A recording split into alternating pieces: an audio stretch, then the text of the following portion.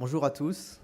Merci de se joindre aujourd'hui à cette workshop qu'on va animer avec ma collègue Milena.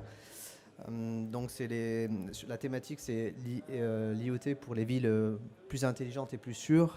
Et on va voir comment l'ICIM est embarqué dans ces applications de villes intelligentes. Donc tout d'abord, pour me présenter, Benjamin Buscaret, directeur de compte client pour la société Core. Je parlerai un petit peu plus de la société Core, qui on est, mais on est un fournisseur de connectivité mondiale. On est une société américaine qui fournit la connectivité depuis plus de 20 ans dans l'IoT.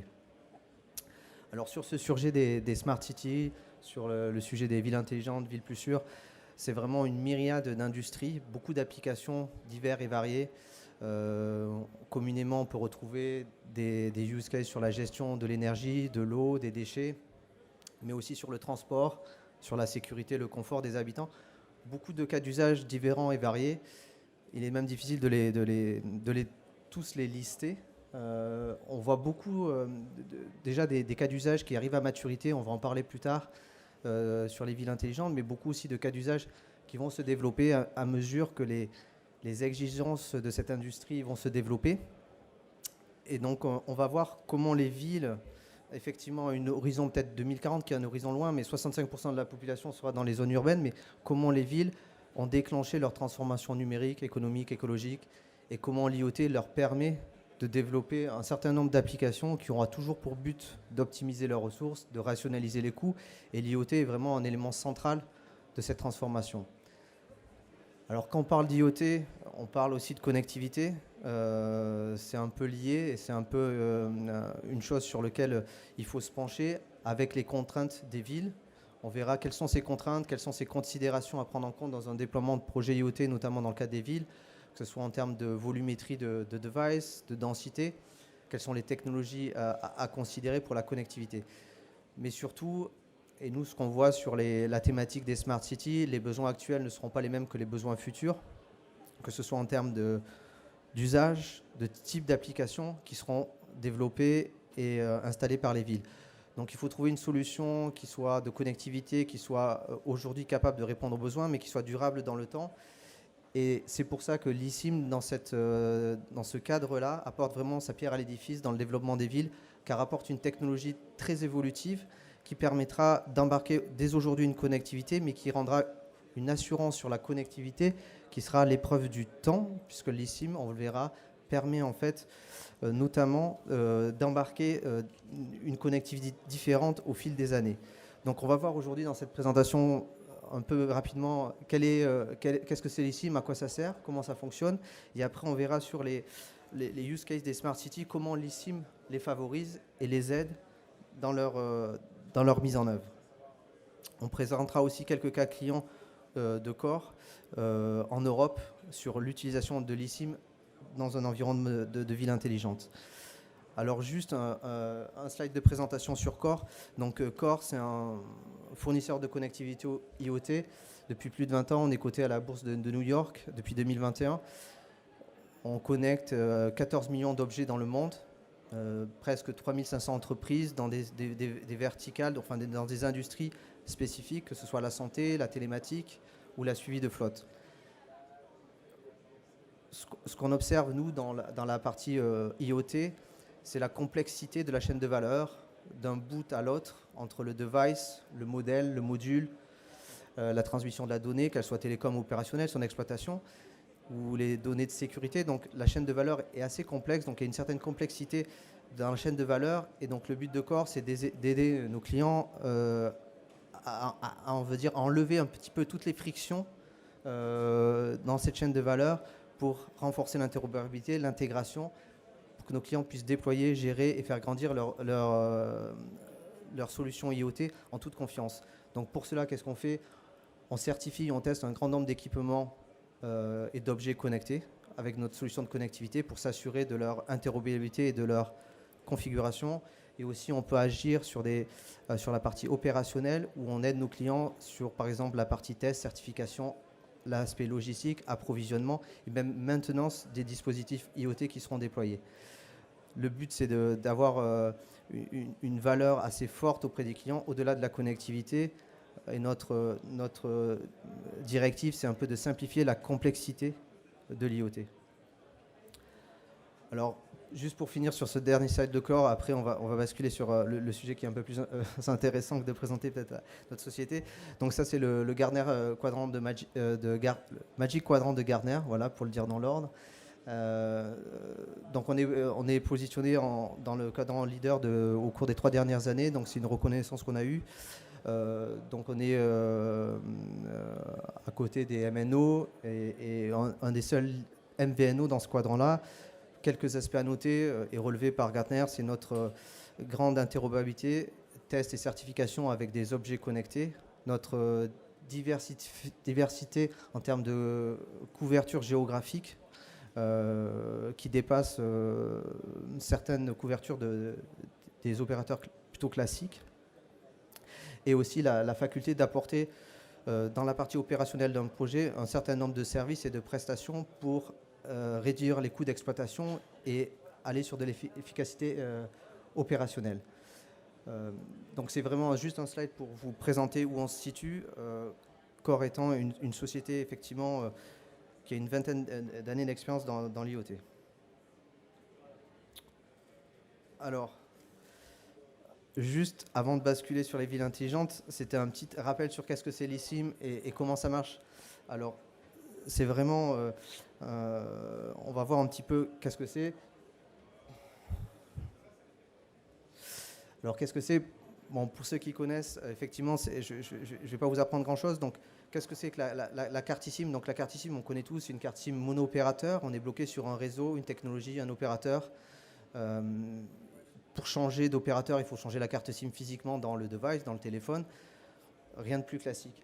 La technologie eSIM est une technologie qui a émergé depuis 2016 et standardisée par le GSMA, mais qu'est-ce qu'elle apporte? Déjà, tout d'abord, la même connectivité qu'une carte SIM classique, mais elle apporte une fonctionnalité supplémentaire, c'est la possibilité de changer le profil de l'opérateur sur la carte, à distance, sans intervention physique.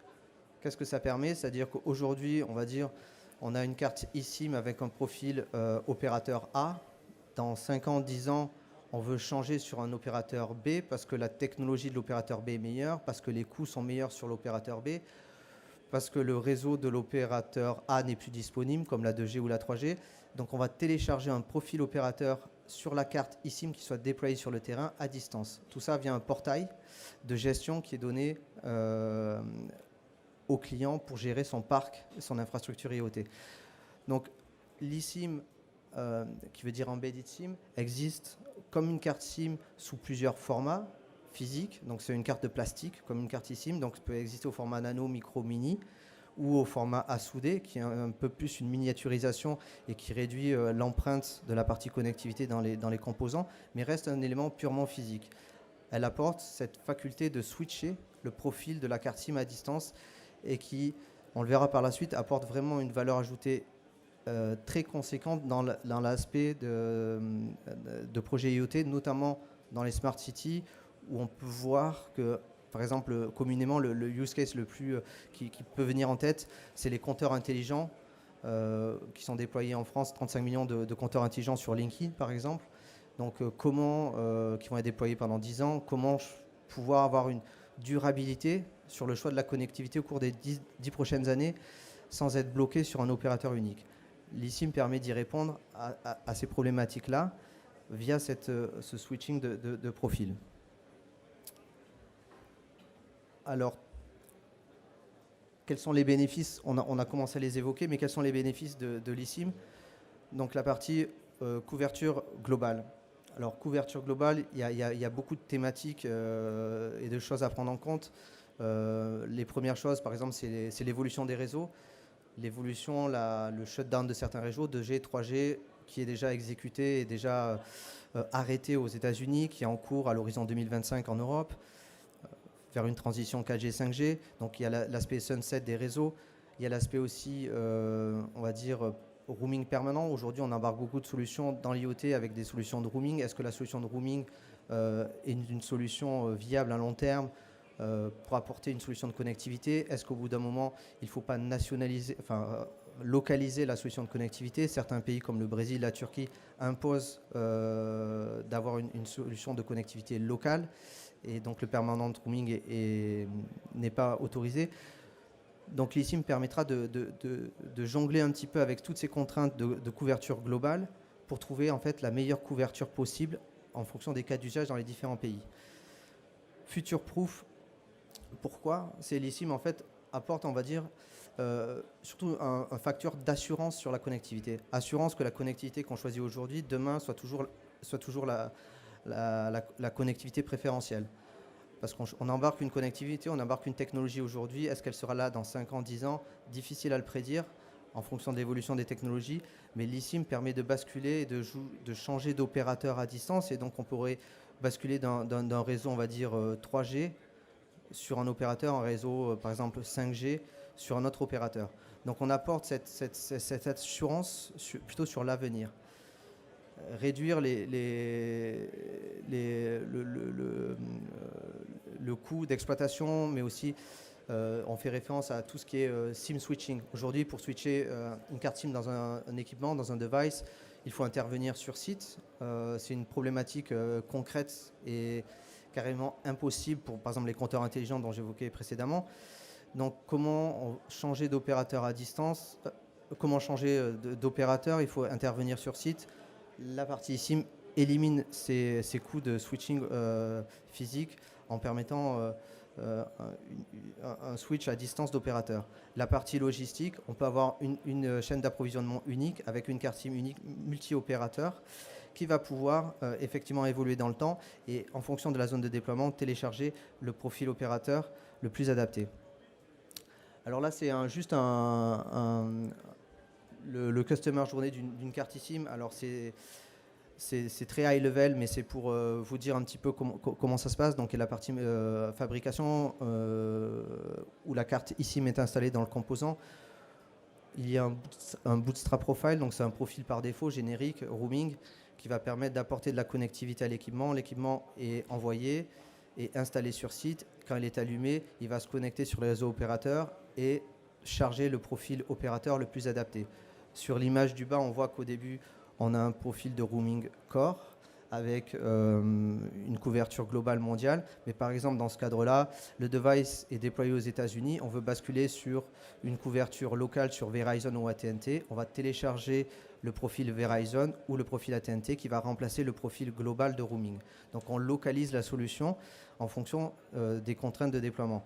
Et au fil de la vie de l'appareil, donc ce sont les étapes 4 et 5, on pourra, en fonction des contraintes techniques, commerciales, mais aussi de réglementation, changer à la fois l'opérateur ou changer de technologie pour la carte SIM.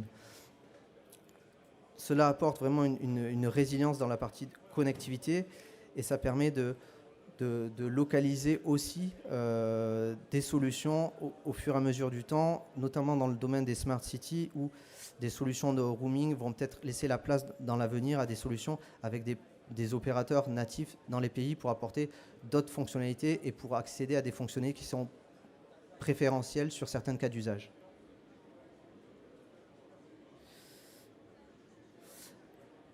Alors, le slide suivant, c'est pour décrire en fait les considérations à prendre en compte dans un déploiement d'applications pour les villes intelligentes. Quelles sont les considérations et challenges? C'est un slide qui est avant tout assez générique, puisque ce sont des considérations et challenges qu'on prend en compte dans tout déploiement IoT. Ce sont on va dire les mêmes depuis les 10 dernières années. Et donc, ça n'est pas lié juste à la connectivité. Il y a beaucoup d'autres aspects. On l'a vu, il y a beaucoup d'interopérabilité dans la chaîne de valeur, beaucoup de différents éléments. Donc, tout d'abord, on commence à l'objet. Quelles sont les technologies de réseau qu'on va utiliser? Est-ce qu'on part sur une technologie LoRa? Est-ce qu'on part sur une technologie cellulaire? Dans la technologie cellulaire, est-ce qu'on part sur des technologies LP WAN? Est-ce qu'on part sur une multiconnectivité? Donc voilà, tous ces questionnements sont à prendre en compte dans le choix de la connectivité.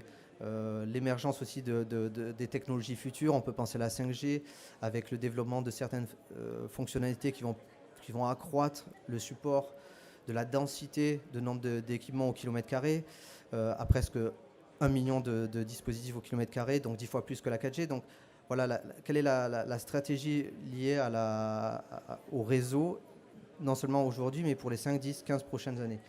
Après, le format de la carte SIM, quel type de format on embarque? Est-ce qu'on embarque un format plutôt classique, un format à souder? La sélection du module, du modem est aussi stratégique dans l'aspect développement du produit. Certification, est-ce qu'il y a une certification nécessaire par région ou par produit? Comment on y répond? L'aspect donc fabrication, on l'a vu un petit peu dans le Customer Journey d'eSIM, mais l'aspect fabrication, comment on va intégrer et embarquer l'eSIM dans le produit? Est-ce qu'on va avoir une seule chaîne de production pour tous les pays, une chaîne de production par pays, une chaîne de production par région? Est-ce que l'État, le statut de la carte SIM va matcher avec le statut du produit, on va dire un statut test, un produit pré-activation, un produit activation? Est-ce qu'on aura plusieurs chaînes de production ou une seule? Comment on va gérer la chaîne de production entre la connectivité et le produit? Comment on gère l'aspect relation avec les opérateurs? Est-ce qu'on a une relation multi-opérateur ou une relation avec un opérateur unique? Donc sur l'aspect connectivité, comment on sélectionne le meilleur opérateur? Comment on s'assure de sélectionner toujours le meilleur opérateur aujourd'hui et demain? Comment on s'assure d'avoir une solution qui soit toujours compliante aux régulations, notamment l'aspect permanent roaming, qui est de plus en plus et vu par les acteurs de l'IoT qui déploient des projets IoT comme un risque important dans le déploiement d'une solution et dans sa durabilité à long terme.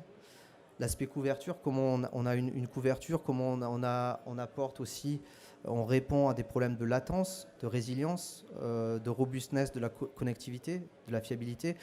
Donc voilà, ce sont des éléments de connectivité. Et après, la partie plutôt exploitation, maintenance sur le terrain, comment on accède aux équipements?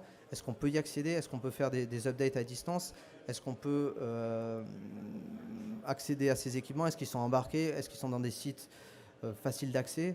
Et comment est géré l'aspect mobilité? Est-ce que si on change de mobilité d'équipement, comment est géré l'aspect connectivité? Donc tout ça, ce sont des considérations et challenges. À mesure que les applications des villes en fait, augmentent, tous ces défis à la mise en œuvre augmentent également et peuvent, dans certains cas, décourager en fait, sa mise en œuvre et le déploiement du projet IoT. Donc au niveau de corps, quand on travaille sur un projet avec nos clients, on a une méthodologie projet où on identifie 49 considérations, donc il y a 49 étapes à franchir et à répondre pour s'assurer que le projet IoT est bien maîtrisé sur tous ces aspects, non seulement au terme pour le déploiement, mais dans sa gestion et dans son opération. Donc c'est 49 considérations qu'on balaye avec nos clients pour répondre et les aiguiller sur des stratégies différentes et les aiguiller aussi sur l'avenir, qu'est-ce qu'on pourra mettre en place. Alors l'eSIM pour les Smart Cities, tout d'abord l'eSIM en termes de volumétrie, donc en 2020 il y avait 420 millions de modules eSIM qui ont été déployés dans le monde. Le chiffre de 822 millions qui est fourni par une dernière étude de Juniper Research, c'est la prédiction de modules eSIM déployés à l'horizon 2025, donc une croissance de 90%, donc non négligeable. Ça représenterait presque une connexion IoT sur 5 à l'horizon 2025. Donc on a vraiment une accélération de ces déploiements de l'eSIM, et notamment les villes intelligentes est un driver très conséquent et favorise l'adoption et le développement de cette technologie-là. Le secteur public est un gros driver, puisque pour le secteur public, le déploiement d'eSIM va augmenter de 500% sur les 4 prochaines années, ce qui est colossal. Et notamment dans ce secteur public, l'aspect éclairage public contribue fortement, puisque 88% des éclairages publics intelligents vont embarquer de l'eSIM. Cela est à corréler aussi avec le marché nord-américain, notamment les États-Unis. Avec l'arrêt de la 2G et de la 3G, ont basculé sur des technologies 4G, 5G, et donc vont permettre ce déploiement de technologie de bénéficier complètement de l'écosystème de l'eSIM. Donc le marché nord-américain va représenter 30% du volume de eSIM à l'horizon 2025. Mais c'est vrai que ce sont des chiffres assez conséquents. Et en termes de revenus, c'est 25 milliards à l'horizon 2025 pour le marché de l'eSIM. Alors, quelles sont les verticales ou les cas d'usage sur lesquels l'eSIM vraiment apporte une valeur ajoutée et permet peut-être de débloquer certaines contraintes opérationnelles? Donc, on pense toujours à l'utility management, donc le service public, donc la gestion de l'eau, l'énergie, Donc en France, il y a 60 millions d'objets communicants qui sont des compteurs intelligents d'eau ou d'énergie. C'est l'objet connecté le plus déployé en France. 35 millions de compteurs Linky, 25 millions de compteurs pour la distribution d'eau, dont 60% sont des compteurs intelligents. Il s'en déploie presque 1,5 million chaque année de compteurs intelligents pour la distribution de l'eau. Donc c'est vraiment un secteur qui est très important. Ce sont des devices qui vont rester sur le terrain pendant 10-15 ans. Leur durée de vie est très longue. Et donc, il faut embarquer une technologie de connectivité qui soit pérenne et durable dans le temps. Et l'eSIM permet vraiment d'apporter cette garantie-là au cours des 10-15 prochaines années. Sur la partie utility, ma collègue Milena va présenter un cas client juste après, qui est Stedin, qui est un opérateur d'électricité et d'énergie aux Pays-Bas, qui a plus de 2 millions de clients résidentiels, entreprises, institutionnels, et qui a adopté la technologie SIM depuis 2020 pour son infrastructure IoT, afin de se donner la flexibilité de choisir la technologie la plus adaptée à ses besoins. Après, on peut retrouver aussi des cas sur la gestion des déchets, s'assurer dans la collecte des déchets, quel est le taux de remplissage des poubelles pour rationaliser et optimiser leur collecte et les temps de transport. On trouve aussi beaucoup de cas d'usage dans l'aspect transport. On peut voir les use cases qui se développent de plus en plus. C'est tout ce qui est capteurs, senseurs sur les feux de circulation, sur les trottoirs, pour voir et monitorer en temps réel les flux de circulation et adapter ces flux de circulation pour limiter les émissions de CO2, mais aussi augmenter les temps de trajet pour les habitants. Une ville comme Pittsburgh en Pennsylvanie a mis en place tout un système de Smart Traffic Management pour son réseau routier urbain et a dégagé des bénéfices qui sont assez importants, puisqu'il a réduit de 21% son taux d'émission et a permis de réduire de 41% les temps d'attente. Donc c'est toutes des solutions qui sont mises en place. On peut passer aussi, nous, Core, on travaille avec des clients, notamment Aegis, qui est un client dans l'ingénierie civile en France, sur tout ce qui est parking intelligent, comment gérer, numériser ou digitaliser les solutions de parking, comment apporter des solutions intelligentes aux villes pour gérer leur stationnement. Après, la partie public safety qui apporte aussi d'autres éventails de cas d'usage et de solutions, puisqu'on va aller sur des usages plus élevés de data. On peut aller sur on va penser typiquement à des caméras de surveillance, donc c'est de la vidéo avec des cas d'usage qui peuvent être très élevés, de l'ordre de plusieurs gigabytes.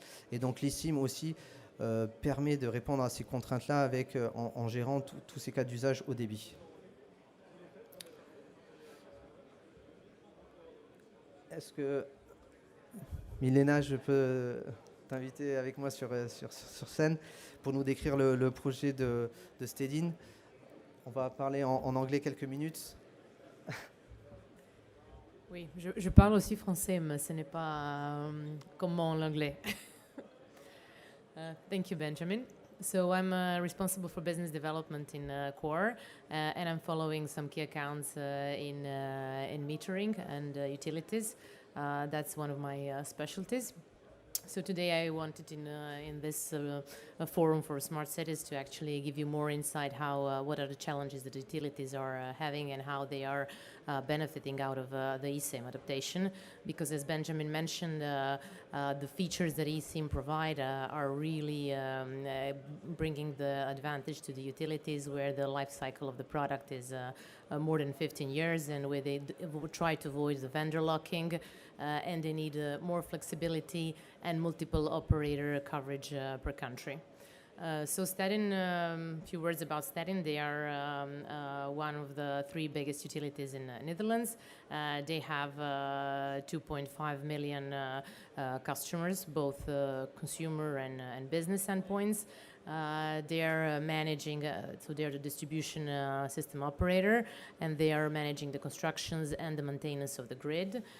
So it's critical infrastructure, so the security and reliability of the services is key here. And they are facilitating to all the energy providers, giving them the information from the market, having their meter managing systems, and they provide all the analysis of what's going on the grid and can do the interventions there. So what they have today on IoT, they're early adopters in the Netherlands for the IoT. They have more than 2 million connected devices on different technologies. So they have both standard cellular technologies with, let's say, classic operators, but they also are even more advanced because they have some private networks for, they have actually managed a private network for 450 megahertz, which is their own network in conjunction with other DSOs where they are taking care of the connectivity. So it's like a backup. They use both that one and let's say mainstream kind of operators in the market. So what we've done with Stedin, they were looking for a way to avoid vendor locking and getting resilient product. Resilience means having multiple operators per country. So in case of loss of connection on one operator or any kind of outage, they can easily switch to another. So they have all the logic on the device side. As core, we don't provide any steering of the operators on the card. We give access to maybe 2 or 3 operators, depending on, of course, what are the prices and the price level that a customer decides to pay. And based on that, customer can, from the device side, decide to push the device to the best network in the region, in the area. Especially these kind of applications are deployed in let's say, rural areas. So it's not maybe city where you have the best coverage of all the operators in the country, but you need to choose which is the better operator in the moment of installation. And for sure, some of the challenges that these kind of customers have are the let's say, lack of resources to do intelligent setup in the field. They just want to install a plug-and-play product, so they need to have the intelligence on the device that will automatically choose to which operator to connect, and rather than changing a SIM card and deciding which SIM card to put in a meter when you are putting up and making the installation. Other challenges that they have is that the grids are becoming more and more complex due to sustainability. You have solar farms, wind farms, you have electric vehicles, so heat pumps. So all these kind of things are creating more, let's say, a load on the network. So they need to have control over it. I will show you also on the next slide the project that we have for the grid control. The main, of course, the biggest volume is for the consumers and consumer residential metering.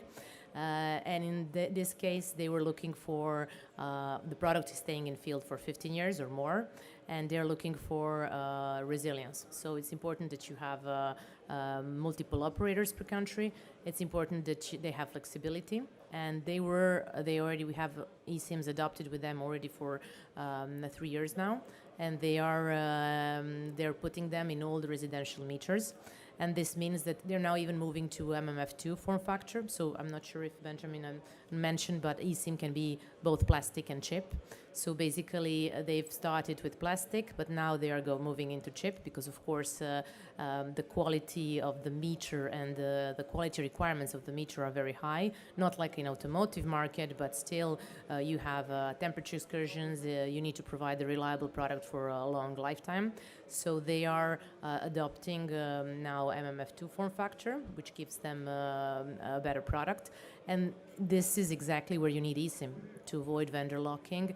And in case of some unbridgeable problem, you can always change the profile from the network. And on the other side, the MNO market is very dynamic. So we don't know what will happen in a couple of months if some crisis kicks out or some technology gets let's say phased out.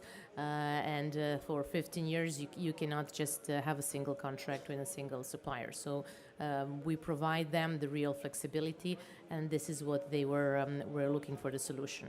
So they can easily switch both networks on a single SIM, which is already in the meter, but also in case of some problem with the roaming partners, like I'm saying, we get updates every month.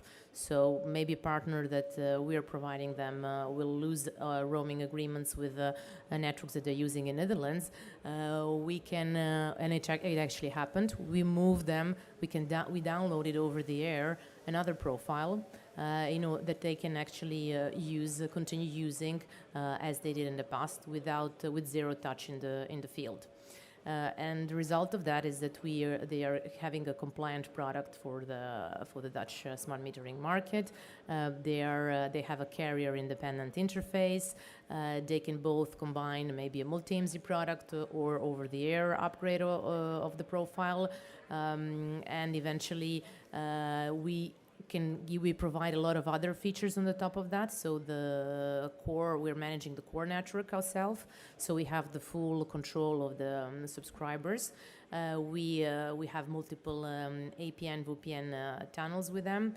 They have a unique platform for, let's say, seeing the whole base across multiple operators that we are giving them access to for their products. So they maybe are having also acquisitions, buying another company which had another operator. So we were onboarding that also on our platform. So we are a single point of contact for all their connected products. And for sure, the grid monitoring is even more, let's say, challenging. Because they really need real-time monitoring, and it's a very critical application. So for the reading of a consumer meter, if you don't read it out, they have to respect KPIs. So it's also important, but they can still read it out in a window of six hours, for example. While for the grid monitoring, they need fast interventions. So they are having 22,000. We're now deploying a project of 22,000 cabinets that will give them really access to make better decisions, be more efficient, work safer because they don't need to go and open the cabinets. They can monitor from their systems. We have multiple VPN tunnels and APN tunnels to guarantee maximum security there. And they can actually improve the efficiency of the grid. They can monitor if there is a conjunction somewhere. They can turn off parts of grid which are having problems. They can see how the grid is moving, where they need more expansion, if there are more electric vehicles there, or maybe wind farms and so on. So a part of eSIM as a physical SIM with connectivity profiles. They also, of course, have the access through us on the RSP platform to download a profile that they want. We give them access to a connectivity management platform, and as I said, multiple operators across all their base integrated there. We have also some special tools for security, where they have real time, because normally connectivity management platform gives you maybe every 15 minutes the data, while the tool that we are providing gets all the data from the radios. So actually it's real time, let's say, visual of any change or a data transiting through our networks. And that's very important for this kind of applications because they can get alerts, they can make an action on the network, and they can, of course, turn off the part of the grid if there is something wrong, or they can see if some of the monitoring that they are doing in the cabinets have some issues and troubleshoot it fast, because these kind of services cannot stay without constant monitoring. And at the end, of course, we're helping them with different accreditations, checking because they work with multiple module vendors, multiple meter vendors, so we try to help them with different certifications. We test all the devices, they test it themselves, but we also test it in our labs. So we give them really a full portfolio of services next to connectivity and eSIM. That would be all from my side. Thank you, Melina. It was great to share this customer example. Je vais retourner en français. Donc, c'est juste pour finir sur cette présentation. Après, on aura 5 minutes de questions-réponses où on pourra adresser à la fois les sujets que Melina a traités ou les miens. Donc, juste pour finir sur cette partie ici, mais comment commencer en fait sa journée ou comment commencer le test ou ou considérer l'implémentation du carte eSIM. Donc nous, on offre une offre de starter kit ou d'évaluation d'une carte eSIM. Donc une carte eSIM, on vous met 3 cartes eSIM à disposition en fonction des formats que vous souhaitez. Ça vous permet d'accéder à un certain nombre de réseaux en data SMS mondial avec un volume de data et d'SMS assez conséquent. Mais ça permet surtout d'accéder au portail de gestion de la connectivité et à l'outil qui est notre outil en ligne pour valider la compatibilité des équipements avec la partie eSIM. Alors quand on parle de compatibilité des équipements avec la partie eSIM, c'est de valider la partie de profile switching. Donc via l'outil, on va simuler en fait un téléchargement de profil sur la carte SIM qui sera embarqué dans l'équipement. On va remplacer le profil opérationnel qui est sur la carte SIM par le nouveau et on va s'assurer que le device puisse toujours se connecter et envoyer de la data. Et donc tout ça se fait en ligne, ça permet d'avoir une certification assez rapide. Si tout se passe bien, si une étape est en échec, on voit quelle étape est en échec, ça peut être dans l'échange. Il y a plusieurs interactions qui sont entre la plateforme et le device pour faire un profile switching. Donc ça permet d'identifier quelle peut être l'étape en échec et d'avoir des actions correctives et de vous aider à corriger, par exemple, au niveau firmware, au niveau réception des SMS, quelle est la partie qui doit être améliorée pour que le composant, le module soit compatibilissime. Donc, si vous êtes intéressé, vous pouvez venir nous rencontrer sur notre stand. On est juste dans le petit couloir en G01B pour discuter de cette partie-là. Et si vous êtes intéressé pour tester notre partie eSIM, n'hésitez pas à venir nous rencontrer. On peut discuter de vos projets et de voir quelle est la formule la plus adaptée pour vous aider.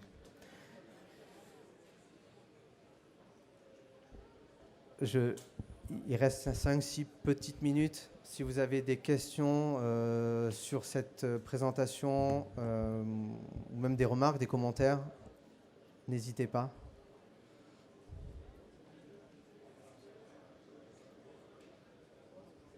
Bonjour, ouais, je me permets. Juste comprendre un petit peu aujourd'hui le marché de Core en France, c'est combien de eSIM qui sont vendus en France en 2022 enfin, quelle est la part de marché que représente Core en France? Oui, c'est une bonne question. Donc en France, c'est un marché qui est très nouveau pour nous. Donc on est une société américaine. Donc l'année dernière, on a vendu plus d'1 million de cartes eSIM en Europe. Le marché français est très réduit, donc ça va être, on va dire, quelques pourcents, donc pas très représentatif. C'est un marché sur lequel on se développe et on a une stratégie de développement assez forte pour embarquer de plus en plus de clients et de partenaires dans le déploiement de notre eSIM. Je suppose que vous êtes avec tous les opérateurs français, Orange, Bouygues, etc. Effectivement, on a plusieurs accords de roaming internationaux en France ou en Europe ou mondial pour couvrir tous ces pays. On a des solutions avec des accords de roaming avec plusieurs IMSI qui sont des IMSI qui sont rattachés au réseau Core pour offrir la couverture la plus idéale en fonction des cas d'usage. On a des accords de roaming qui peuvent être plus adaptés à des cas d'usage de faible volume de données, d'autres plus gros volume de données, d'autres plus adaptés sur des couvertures géographiques. Donc le but, c'est de mélanger tout ça pour avoir une couverture la plus globale et la plus résiliente possible dans le monde. Okay, très bien, merci. Je vous en prie.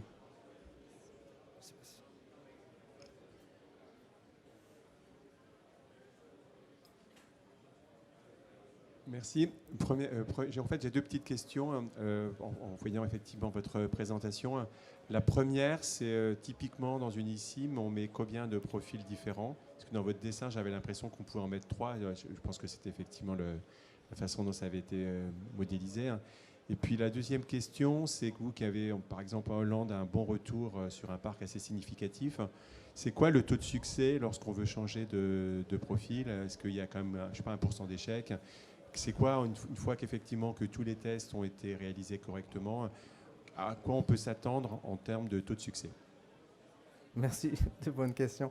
Donc sur la première, peut-être après Milna pourra répondre sur la deuxième. Sur la première, donc sur le nombre de profils qu'on peut mettre sur une carte SIM, ça peut aller jusqu'à 10. Ça dépend de la capacité de stockage de la carte eSIM, mais on peut vraiment, on peut avoir en tête d'avoir 10 profils opérateurs sur une même carte eSIM. Et donc s'il y en a un qui ne marche pas, on peut l'avoir paramétré pour aller en backup sur un autre profil. Exactement. Après, il faut garder en tête que si on garde un profil opérateur sur la carte eSIM, il y a des notions de coût. Donc si on a 10 profils opérateurs sur la carte SIM, il faudra payer 10 abonnements opérateurs. Et donc le but, c'est pas d'avoir 10 profils actifs en même temps, c'est de basculer l'un plutôt sur l'autre, en avoir 2 à la limite. On va dire peut-être un profil de backup qui soit de roaming et un profil un peu plus opérationnel. Second question was about eSIM swap to the profile switching. What is the percentage Of success and Yeah, I understood it. Yeah. So yeah, of course, it's not 100%. You know that any over-the-air change is not 100%. It could be in the range of maybe 10% failure, something like that. Yeah.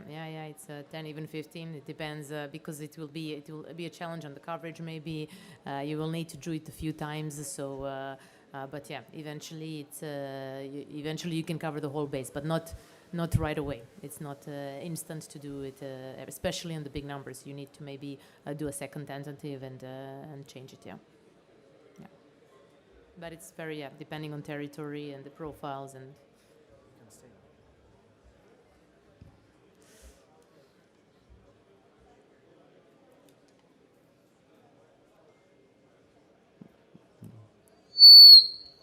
Plus de questions? Si vous avez des questions ou vous voulez discuter, vous pouvez nous voir. Si vous êtes plutôt timide, n'hésitez pas. Et l'idée, c'est de vous aider à discuter ouvertement sur cette technologie eSIM qui peut être familier ou nouvelle pour vous, mais le but étant pour nous de vous aider à mieux l'appréhender et de voir si elle est intéressante pour les applications IoT que vous pouvez développer.